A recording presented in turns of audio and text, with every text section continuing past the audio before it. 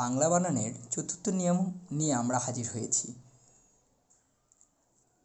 পদের শেষে জিবি বানানে সর্বদাই দুটোই দীর্ঘইকার ব্যবহার করতে হবে, অর্থাৎ জিবি বানানে দুটোই দীর্ঘিকারের ব্যবহার হবে। যেরকম পরজীবী, শ্রমজীবী, কর্মজীবী, বুদ্ধিজীবী, এখানে শব্দের শেষে জিবি ব্যবহার হওয়াতে জিবির দুটোই কি দীর্ঘইকার ব্যবহার করা হয়েছে। তাহলে আরেকটা বিষয় যদি আমরা একটু লক্ষ্য করি, বলুন তো তাহলে জীবিকা বানানে আমরা কি ব্যবহার করতে পারি? জীবিকা এটি হবে না, এটি হবে না, আবার আরেকটি দিচ্ছি,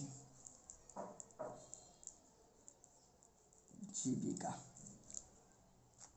আসুন তো জীবিকা বানানে তাহলে আমাদের কোনটি সঠিক হবে?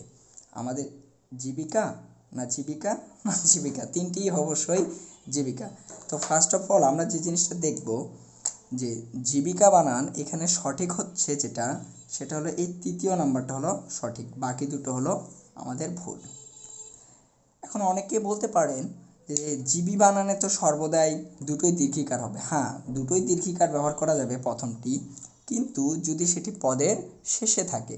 এখানে জিবি কথাটা পদের শুরুতে রয়েছে, আর জীবিকা জীবন প্রথমে দীর্ঘিকার তারপরে রেশিকার, এটা আমরা মনে রাখবো। তাহলে এটা একটা ব্যতিক্রম বিষয়। তাহলে পরবর্তীতে শব্দের পরে যদি জিবি বানান থেকে থাকে তাহলে অবশ্যই দীর্ঘিকার, কিন্তু পরে শব্দের শেষে না ব্যবহার হলে তাহলে আমাদের সঠিকটা নির্বাচন করতে হবে। তাহলে জীবিকা সঠিক বানান হলো বর্গীয় জয় দীর্ঘইকার, বয় রস্যিকার, কয়েকের কা, এটি হলো আমাদের সঠিক বানান। আশা করি জিবি বানান নিয়ে এর পরবর্তীতে আর আপনাদের কোনো সমস্যা থাকবে না।